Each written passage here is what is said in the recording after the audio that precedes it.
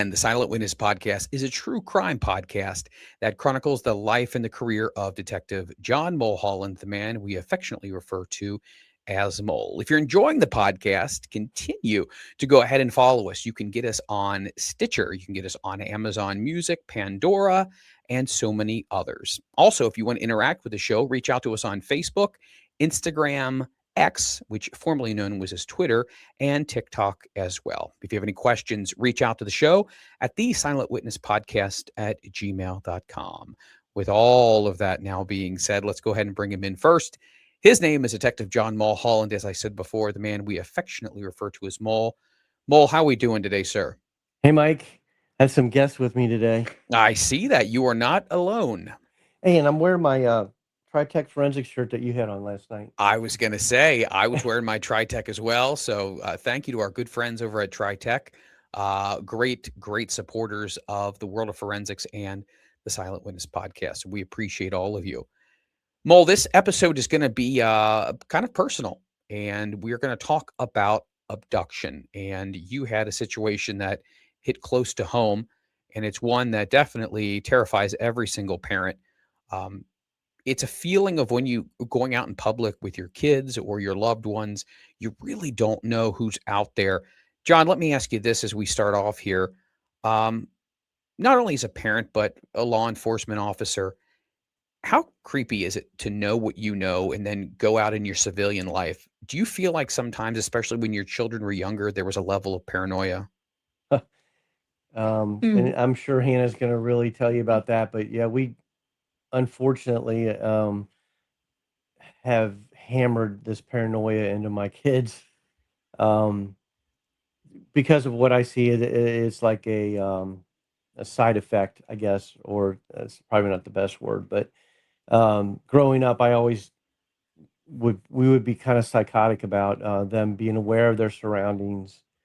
Um, not talking to strangers, obviously, that kind of stuff, but even more so than that, locking the doors, making sure the garage door is not open while we're in the home, that kind of thing. And so, yeah, and I think I may have gone overboard. But as we're going to hear tonight, maybe I didn't go overboard. No, I don't think so. Yeah, it's So, definitely a situation where I think once you become a parent, your mind starts to switch and it's not necessarily focused on you. You're focused on taking care of the ones that are around you. Have you heard, John, that they have this? I don't know if it's through Apple or whatnot, but you can, these little circular discs now, you can put them on shoes. You can either put them on clothing as well. Have you heard about this as being able to follow or monitor something, either an yep. object or maybe a person? Yes, it's a little deceptive. People buy that product, and they believe that they'll be able to track. But the way that works is whenever it comes in contact with another Apple phone or Apple product, that's where it will pick up that signal and it will do what we call a handshake. So it lets you know that, oh, okay, now it's down the street or it's around the corner, but you're not doing like live every 5 second tracking or every 5 minute tracking. This is only picking up and sending a handshake when it comes in contact with another Apple product. So it's not universal if you have an Android. Yeah, it won't work with an Android. How do you feel about, and I know this is a different world than what it was 20, 30 years ago, but do you feel like it is important to have tracking devices when it comes to kids? I joked around about having my daughter chipped, and my wife literally looked at me as if I had three heads. But do you feel like it will come to that at some point, or is that still a little too out there? Well, I'll tell you that my wife and I have a view about, first of all, we can start with cell phones. Um, we believe that when children reach a certain age, we want them to have a cell phone in school. Okay. We believe that, due to the nature of school shootings and whatever else is going on, if the child has that cell phone, then they at least have a way of connecting with us. And then on to add to that, we put Life 360 on our phones, and Nice. our whole family grows up with the fact that the family is on Life 360. It's not because we want to spy on our kids. If something should happen, if I need to get to my kids fast, I can just say, "Take me to that kid." Um, if something should happen, like what we're going to talk about tonight, that could be an invaluable tool. And we're not trying to spy on the kids in any way, but it is an awesome tool in the toolbox. In the world of law enforcement, how often do you guys come across abductions? I know we've recently heard about abductions and runaways. Those seem to get confused at times. The lines seem to get crossed where it was someone who left on their own volition or versus somebody who was taken. How does law enforcement address that issue, whether they think that someone just left, they just ran away, or they were looking to get away versus being abducted? Is there a certain procedure that you guys go through that determines which path you're going to take? Yeah, so this is a multi-layered question, or I should say I have multi-layered answers for this. We traditionally get a lot of repeat runaway situations, and this is not necessarily a another person or party kidnapping that person. This is a frequent runaway situation, so we have to kind of use that as a filter to try to define, is this a true abduction or is this another runaway situation? We have, unfortunately, we have children that um, run away with older parties because they think that that's the way their life wants, where they want their life to be, and that's hard to investigate. We get this a lot. We have to treat every single one of them as if it was a legitimate abduction until we find out otherwise. If we don't do that, we could make a very bad mistake. Wow. Um, when it comes to something like this, would you say the majority of them turn out in a positive ending, or Okay, so I would say that first of all, the whole situation, even getting the child back, I don't think you can label it as a positive. I mean, it's positive that you're getting the child back, but there is some underlying issues, with that dynamic, that family dynamic on the frequent runaway side, or they were victimized by a predator. So yes, we get the child back, but now we got other issues that we have to deal with as well. So yeah, it's kind of like I always like to say that it's like railroad tracks. Uh, you have two tracks, and you have the good track and the bad track, and they run right alongside of each other. Does that make sense? it does? When we look at the statistics from the National Abduction Database as of 2026, there's a breakdown of, and I'm going to kind of break this and explain this to you, missing slash abducted, because as Mole was talking about, it really kind of depends on which one of these avenues we're going down, which will determine what's the course of action that law enforcement will take. But it says about 83% are runaways and they're not officially abducted. Now, 10.5% are family abductions, meaning family members are the ones who have participated in the disappearance of a child. About 7% are considered non family member abductions. And that's what they would classify as a kidnapping. And then less than half of percent remain unaccounted for a long period of time, which means the case goes unresolved. So 83%, they're running away on their own. The very next category, almost 11%, is family related or someone who knows the child. John, let me ask you, when it comes to this, family is obviously somebody you have to look at first and foremost. We learned about that with the Jean Benet case. You look close to home first, you rule that out, and then you move on from there. Is that kind of the way you work? You start from in and you move out? Absolutely. Yep. Some of this is what we call interference with custody. So it'll be one of the parents that doesn't have custody and they're taking the child. So it's less of a kidnapping charge and more of an interference with custody. Okay. Um, but it can absolutely move into that kidnapping realm. Um, but a lot of times it's an interference with custody type of thing. But yeah, we start with that family dynamic. That's how we have to, figure out where, what happened. When it comes to the distribution of children who are abducted, Almost 60% of them are boys. A little over 40% are girls. In the United States, as of 2026, 830,000 missing children reports have happened since 2022. And obviously, they do a census every so many years. That's how we get these updated figures as well. Now, when we go outside the jurisdiction of kids and we talk about boys versus girls, we'll talk about adults as well. John, do you find that adults are more susceptible just because they may have more to gain, if that makes sense, meaning to exploit them or to extort them for money, whether it's Social Security, whether it's anything else? Or do you find that the people who are predators against children versus the predators who are against adults, they're in two different worlds? I would say I think it's two different worlds. Um, children, I feel like in my experience, we see more along the kid side, the children's side, Yeah. than rather than adults. Tonight we're going to talk about an adult. However, she could have been considered, younger than she really is because of her slight build. But I feel like we're seeing it more prevalent in children and kids in our region, not so much adults. Yeah.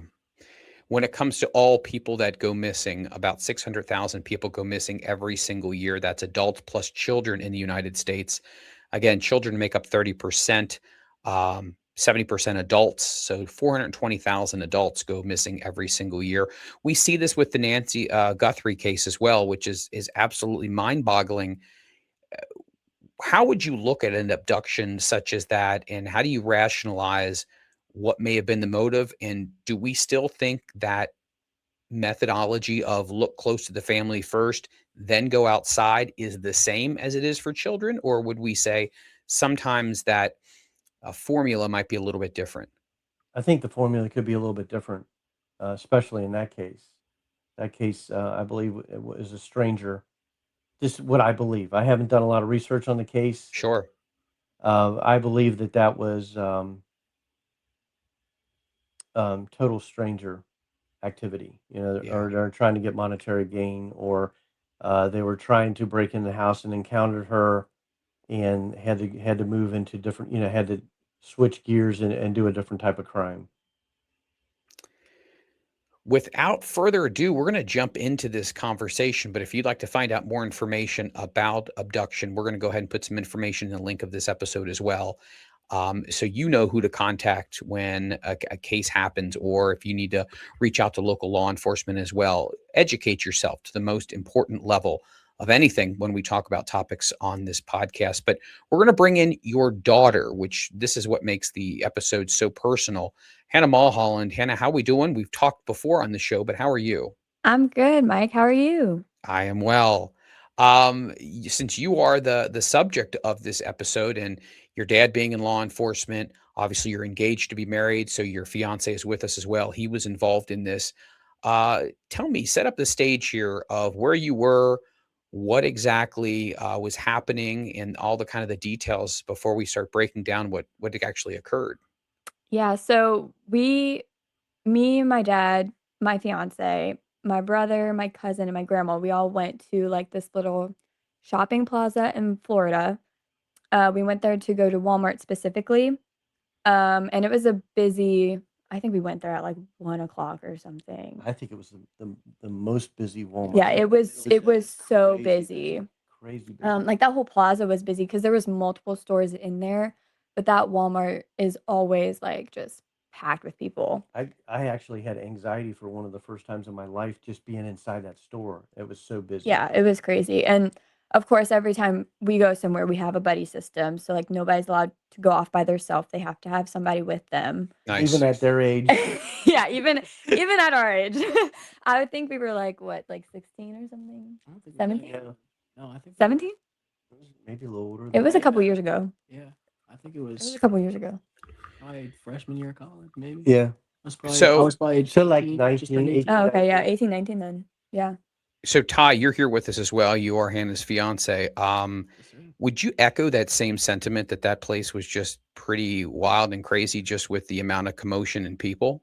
Yeah, I deal with quite a bit of social anxiety in settings like that. So I remember getting to that Walmart and looking around and being like, yeah, no, there's nothing here important enough for me to stay in this building. So John knew it was about business. Whenever you go to the grocery store with him or literally breathe around him, it's straight business. And he's walking around and flying from thing to thing. So I knew In he and was gonna out. get that. In and out And is then the goal. yeah, it was that whole shopping center. The Dollar Yeah. Tree was where we What ultimately left to go to.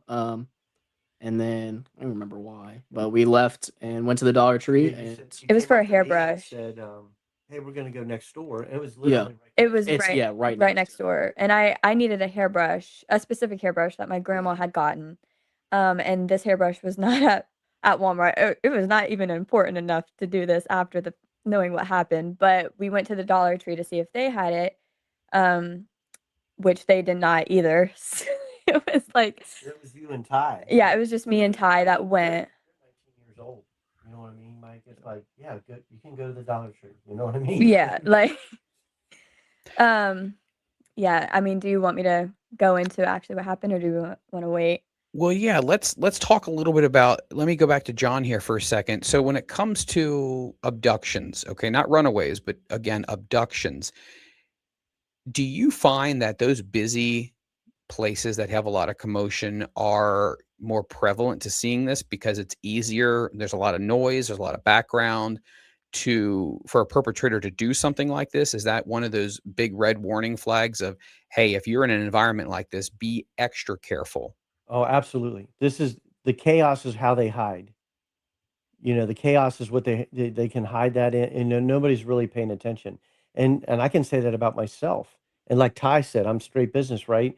I'm in that Walmart. I want to get the heck out of it because I'm like him in a way in this store. I was having anxiety because there's no way to explain it to you how busy this place was. I couldn't. It's in Orlando, and it's right near the airport, and it was just crazy.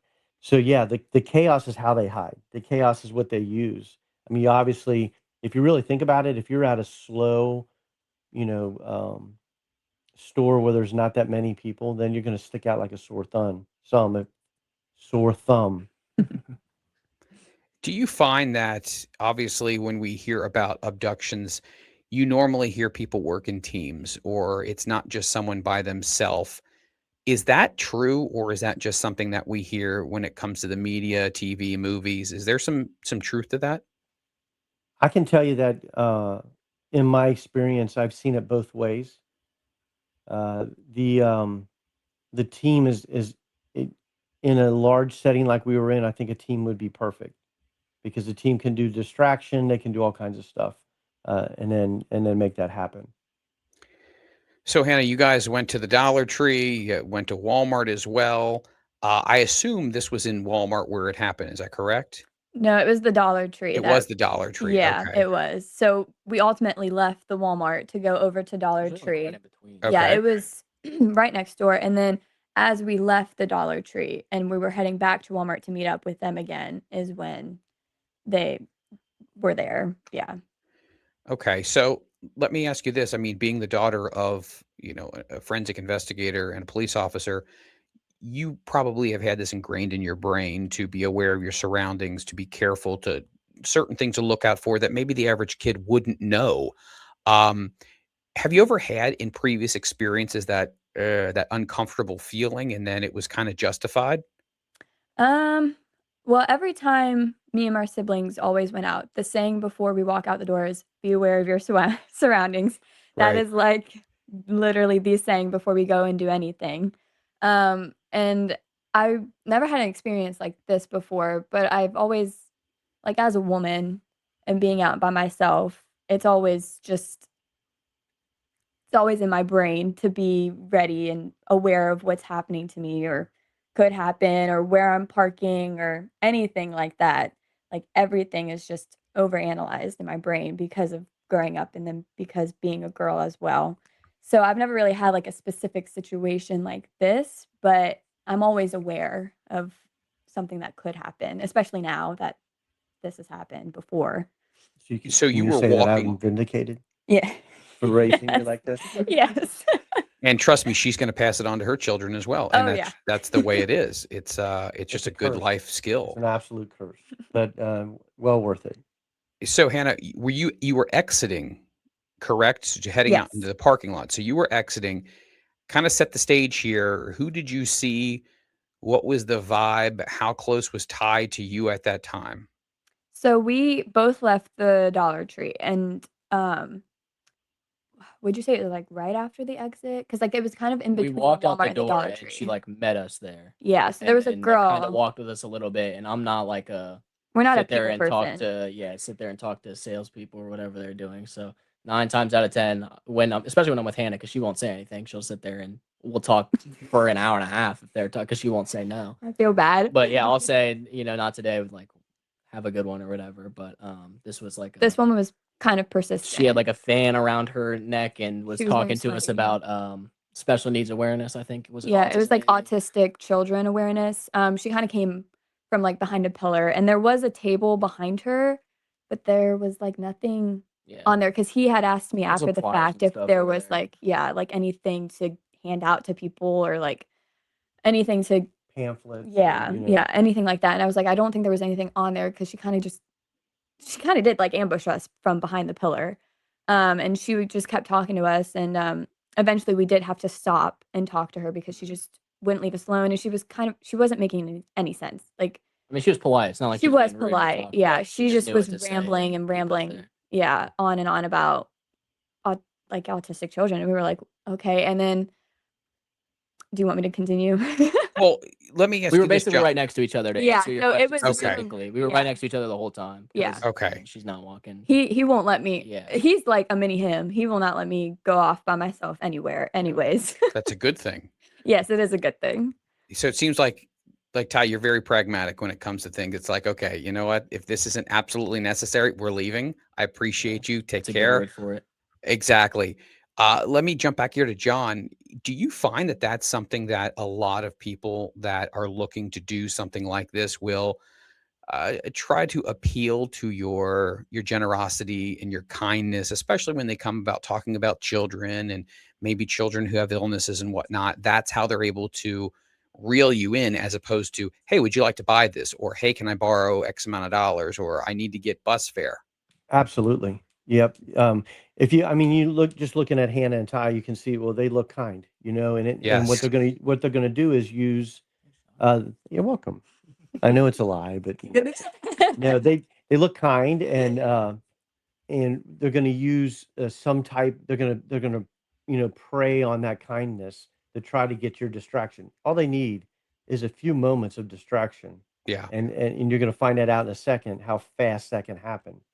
Your typical person is not going to be paying attention to that, and I'm glad that she did. I'm glad that Ty was you know right there and on it. So I'm going to jump to Ty here for a second. So, Hannah's being very cordial, very polite. You're looking at the situation like, okay, what's going on? Like, what's your MO here? And you're wanting to keep moving. At what point did you feel like, okay, something still doesn't feel quite right? She continues to talk about this, but I don't see anybody with her. I don't see a billboard or a sign or anything else that indicates that she's with some type of organization. Where did you start to get that feeling when you're like, this ain't right? So I mean, like, it probably wasn't anything to do with the lady, to be honest. I mean, people yap all the time. So I wasn't like sketched out or anything, but obviously I didn't want to keep standing there. Like I said, I'm not too social when it comes to like those kinds of things. So but I was kind of interested there because I do tip, like, whenever the little machine asks me. My boys at work make fun of me for this all the time because even if it's a mobile order, I'll, like, press the tip button or whatever. And, like, I will talk to people, like, if it's about that and, like, buy a little bracelet or I'll buy popcorn from kids. Like, I'm used to going up to stands and, like, paying for things that way, but, the nature of, like, how busy it was made me just wanna go back to John and Hayden and Well, you already had a level of anxiety because of the Walmart. yeah, Yeah. so He that's was we already- were already busy. I was already done. I was like, let's just go back, let's swim. We're also like we're getting boogie boards for beach day. That's Yeah. like one of the reasons we were at Walmart. So I was like, let's go get our boogie Do boards. and literally leave. anything else. But I wasn't really sketched out until I heard a car pull up behind us, and Hannah sees that I look around literally all the time when we're out in public, and like she'll be talking to me, and I randomly find somebody and I'll look at them. But yeah, I look at everyone, and I heard the car pull up, and like someone started to get out of the car, but I turned around and looked at them, and then they got back in. So that's when I kind of grabbed Hannah and we just started walking away. Wow. And it wasn't until afterwards that Hannah was like, that was probably some sort of trafficking thing. Like, and I was like, all right, that was weird. How many doors opened up in that? there was I think it was Only- the guy in the only- back. Only two. No, the passenger seat guy was going to get out. Oh, was But he? he that's who I made eye contact with first, and it's kind of tinted, so like They had fully tinted yeah. windows, and they were only rolled down like a couple inches. and he like literally like they pulled up. They're not even like aligned with the sidewalk, and the dude like opens the door, goes to stand up, and like I make eye contact with him, and like at this point I'm like facing away from the lady completely, and I was like I just kind of grabbed Hannah's hand and like started nudging her forward because she knows I'll move her all around stores or whatever whenever we're walking, but she'll walk into a post if I don't move her out of the way. So Well, and that shows your instinct right there. I mean, how close was the car when they pulled up? I mean, It was- fairly. that's probably 5 feet from us. It Like was- it was we were very close, like eye to eye. So Wow. They were right there. And the other thing is, I want to emphasize how big the shopping center was. There was zero reason to pull up directly behind where we were standing. Like they were yeah. I'm And getting again, we're chills in like thinking the about middle it. of the Dollar Tree and the Walmart. So if you're Yeah. dropping somebody off, you're not pulling up right in in between, both between stores. those two to not go to one of the stores. Yeah. Like you'd be dropping somebody off to walk like 30 yards Yeah. to either store. So So It let's was- just let's just say that Ty was still talking to this woman, and he hadn't been looking around, and you both were focused on this woman. He could have easily, either one or two people could have absolutely, like Mole said, it only takes a moment, grabbed, and then because there's two people coming out, I'm sure one was grabbing and one was going to try to hold you off. yeah. Gosh, that's terrifying. And then if you add a weapon into this, Yes. it becomes 100 times easier. Yeah. So the way John put it was, I guess I'm not the cute one, so they would come up behind both of us and put guns to our backs and then tell us not to make a noise or whatever. Probably wouldn't have happened. I probably would have been mad loud. But yeah, they would have done that. They would have left me out on the sidewalk and taken Hannah. So I guess I'm not cute enough or something. I don't know what it is. Maybe it's the beard. I should have shaved, but Probably just they sensed your toughness. yeah. like you were gonna hurt them. Scared them off. They saw the muscles, is what it is. Right, that's what it was. Yeah. That's crazy how fast that happens. I mean, and Yeah. it sounds like they worked in a trio right here. Yeah, they drove off like very They drove quick off after, and then the stand immediately. was gone by the time we got out of the Walmart from telling John. Yeah, So, that woman was gone by the time we left the plaza. That was And- my next question. So, Yeah. Ty, you turn around, you make eye contact, they start heading back to the car. When you turned back around, when you saw them leaving, the woman was at that point gone, or did you notice she was getting in the car with them? Or? she stopped talking and kind of backed up a little bit, and then Yeah. she went and sat down immediately at the table. And I only remember that because her fan made a weird noise and I was Well, looking at her. And then I remember too, as we were walking away, like as the people, We were checking behind us. yes, as multiple we were times. looking behind us and we saw the car there, and then the guys get, put back into the car, she mumbled something off and started spewing off a website. And then she was like, okay, bye. And then we were, again, as we were walking away, we heard her say that. And then we tried to remember the website and we looked it up and there was no website. website. So we were like, I don't really know what that was about either. Was there any thought in your mind that once you guys got away from this, that the car could come back around again? Ty, was in your mind like, okay, I saw this car, we got to head back to the rest of our group, but I'm going to I watch think we out were 'cause out I of don't know breath. if this car's coming back. Yeah, we moved quick. We We were got running. right to them, and luckily I'm taller, so I was able to find John in the mayhem in the Walmart because all you just look for a bald head when you're looking through a busy area like that. But yeah, They were out of breath when they got to me. Yeah.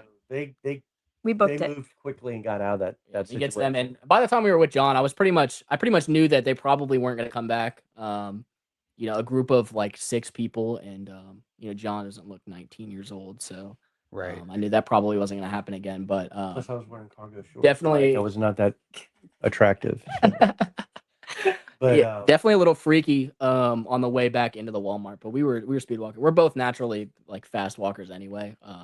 Part of that from Hannah's probably from John because he's a fast walker too. But yeah, we were out of there. The car sped off literally right as we started walking, and then they got right back in the car and took off the second I pulled her away.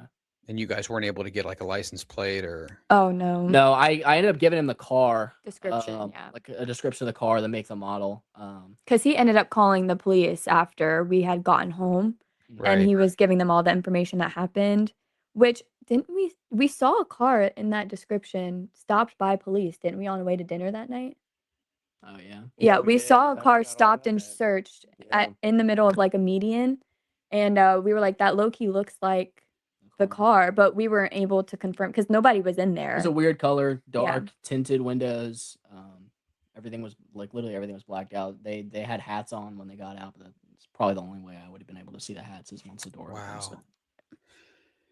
John, Go ahead. what's your thoughts on mace, or I don't even know what you would call them, the plastic We were just talking about that. attack sticks or whatever. What is your thoughts on those products? Do you feel like women especially carry them in your purse or have them on your keychain, or guys to have something on you as well because you never know what's going to happen? Or do you think that those are more gimmicky things that are just trying to sell product? Hannah has weapons on her. Okay. They make a thing you can put on your keychain. It looks like a cat's head. Has pointy ears on it.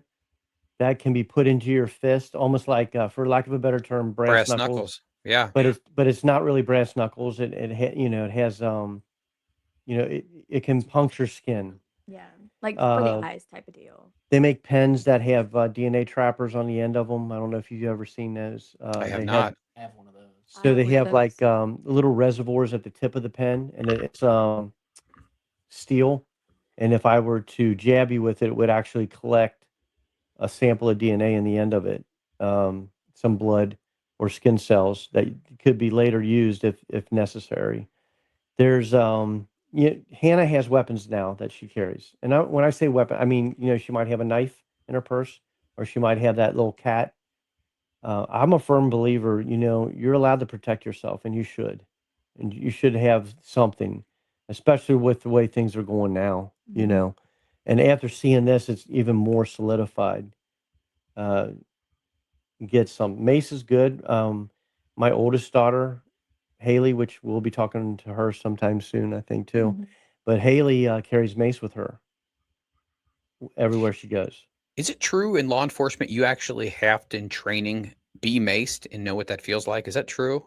It is. I was maced. Oh my god. So how could you describe that to people who've not experienced that before? Well, it burns your mucous membranes. When I say that, your eyes, your mouth, you're almost vomiting because it's so intense. It's crazy. Your eyes and your nose is just you're just snot is coming out. You're crying in tears. It's bad. For Now they you, do it's make some water. mace that has a dye in it. We were just talking about this too. It's great. That dye stains the skin for more than 3-4 days. Wow. Just like Uh, GSR can. yeah. So you So get out of I'm a there. firm believer in that, in protecting yourself. Well, and I wanted to ask you guys this question as well. John, do you recommend, or I guess maybe it depends on the person's level of comfort, carry and conceal? What's your thoughts on that as well? Um, well, I'm a firm believer in your weapons rights, but I think that we could do more education with the people handling these weapons. I have to every year as a police officer, 2-3 times a year, we have to qualify with our weapon. I don't think that's unreasonable for a person to to at least maybe once a year or something go through a refresher course. So we encounter people all the time that don't know how to handle the weapons that they carry. And I think that's the big problem. You talked about education because people don't know how to use them. And in a moment of emergency, someone's either going to hurt themselves or maybe hurt an innocent bystander as well. Yeah. Wow. But I'm a firm believer in, your rights. But and then as far as protection, I cannot say it enough. Do whatever you can to protect your kids. Yeah. A little bit of pain now it may pay off in the end, when there is a critical moment. And like I said, with the Life 360 or apps like that, we don't try to spy on our kids. We Right. just want to make sure that in an emergency, we know where they are. Ty, I'm sure that, your fiance is the world to you, and that is the last thing that you would ever think would happen. But now that you have experience with this, I'm sure that it puts you on guard even more, knowing that something like that can happen that quickly. Yeah, I mean, kind of just the nature of the way that I handle myself in social environments. Kind of always been looking around and On high like alert. yeah, on high alert and noticing everything and um yeah, it's a good thing sometimes, but it's also like sometimes Hannah will be looking at me whenever I look away and she'll look at what I'm looking at and I'm like, I need to be more present right now, and what's happening right now. But even John's pointed out a few times because he does the same thing too. So yeah, it's definitely scary. It's I try not to sit. You try not to sit here and dwell on those things because ultimately all I can do is like be with her at all times, and then Yeah. much more than that, nothing more I can really do.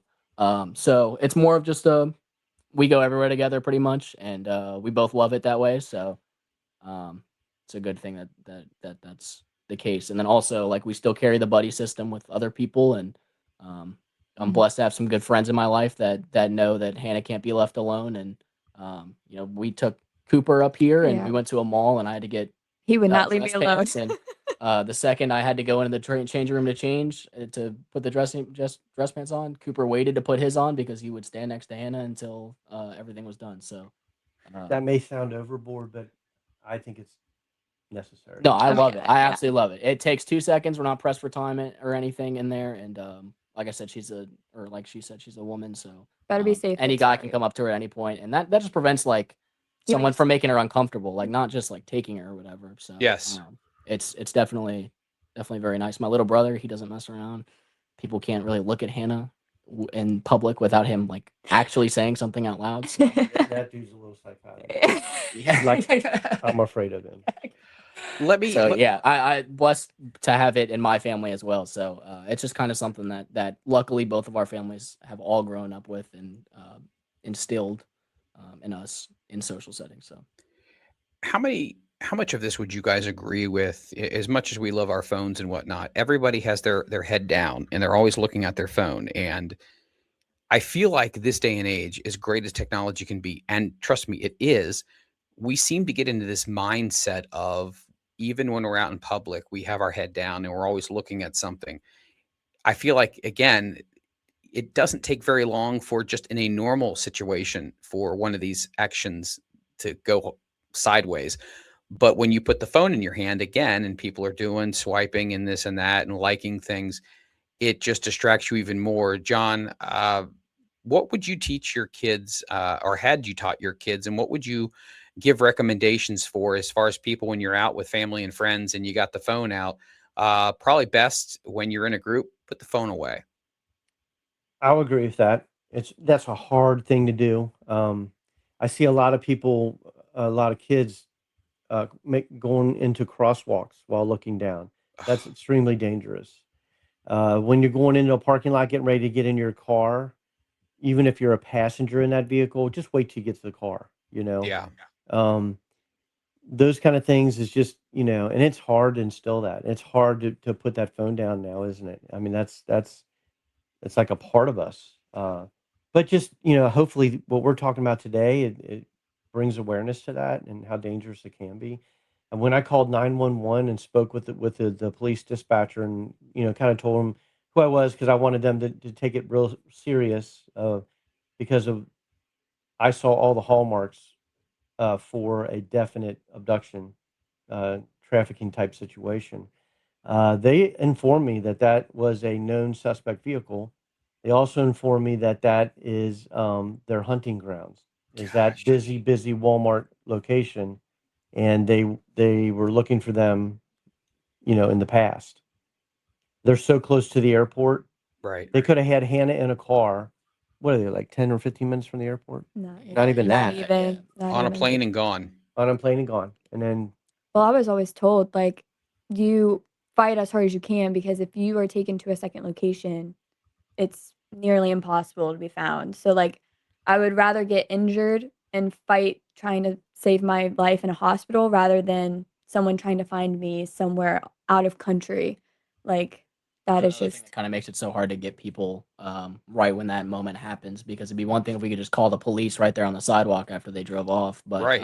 we had to wait till we got in the car and made sure everyone was safe, and her little brother was with us too, so and my it's little one of those cousin things too, where yeah. everyone was staying vigilant, and then by the time we're in the car, after we checked out and everything, like it's probably the 10-15 minutes they're out of here, so Mhm. um, yeah, it's hard to get so quick. and moving forward, we were even talking about this. Hannah at work, she goes down to her vehicle in the parking garage to eat her lunch, because her break room is always full, and she just likes to scroll on her phone and that kind of thing while she eats her lunch or whatever. But lately, she's been seeing the same vehicle in that garage at the time that she goes down there.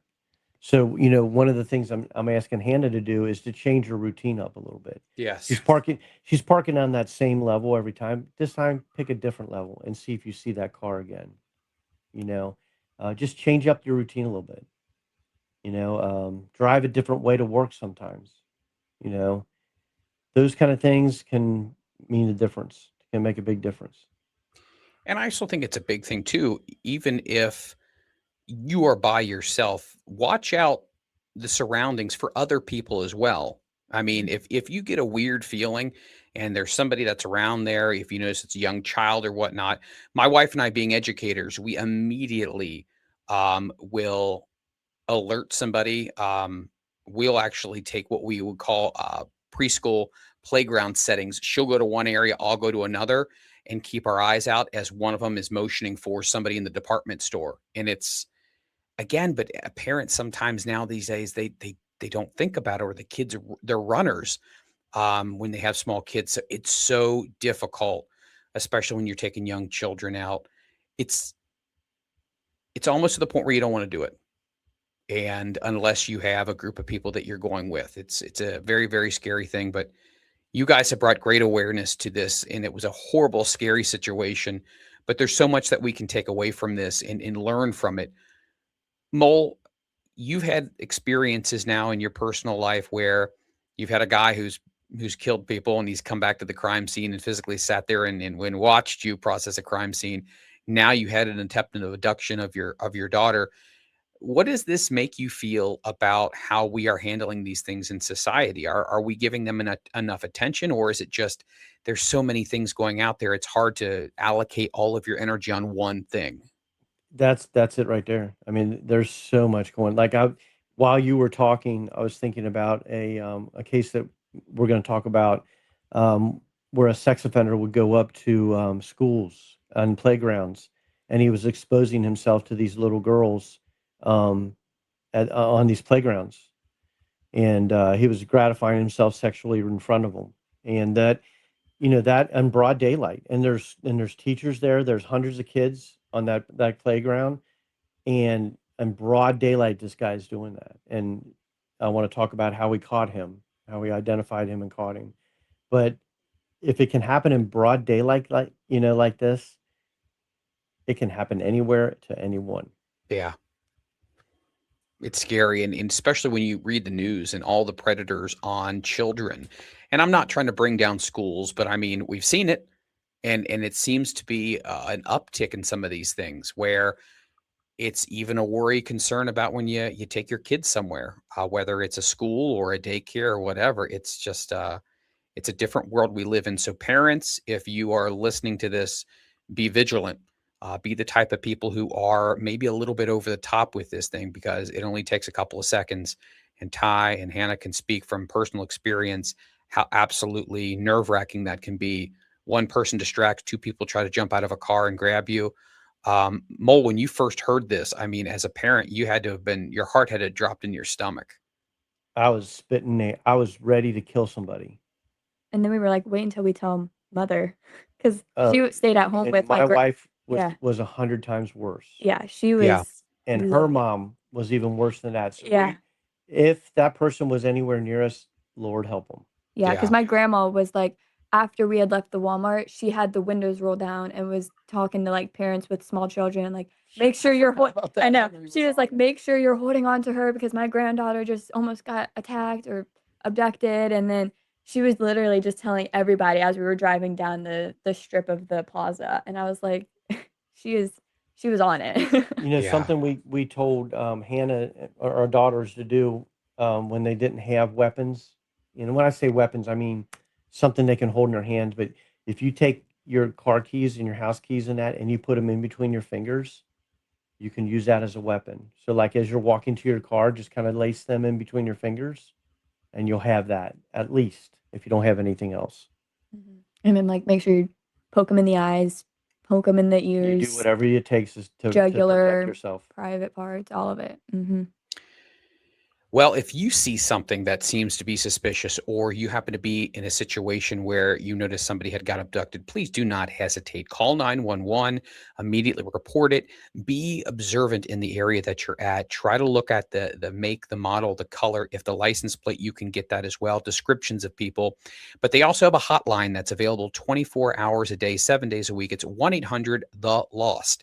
That's 1-800-843 5678, and that is anywhere in the continental United States. If you think that something is just not right, when in doubt, make the phone call, because you may be helping prevent something from happening to an innocent person, innocent children, or anyone for that matter. But be observant in your environment. Mole, before we put a bow tie on this, again, it's if you don't see enough at work and now it's permeated into your personal life. Any final thoughts or comments to parents out there who may be listening to this going, oh my God, what are some simple things that I can do? Let's go over those again. So always remember these guys are precious, right? And you can maybe only have one chance to protect them. So I recommend, if they're old enough to use a cell phone, I think it's a good idea to have it, at least have access to it. Um, uh, there's certain apps out there that can help you. Just make sure you keep track of them, and that's Life 360 is the one that we use, and that is a free service. You can use that. Any of those type of things, the Apple product that we were talking about, you can put those in backpacks. You can put it in Shoes. shoes. Yeah, that will help. Anything like that can help. Again, if you're enjoying the podcast, please remember, interact with us on Twitter. You can interact with us on Instagram, Facebook. You can email the show, the Silent Witness Podcast at gmail.com. Write out to us. Let us know if you've had any situations where an abduction may have happened or how you handled a situation. Again, we'd love to hear from you.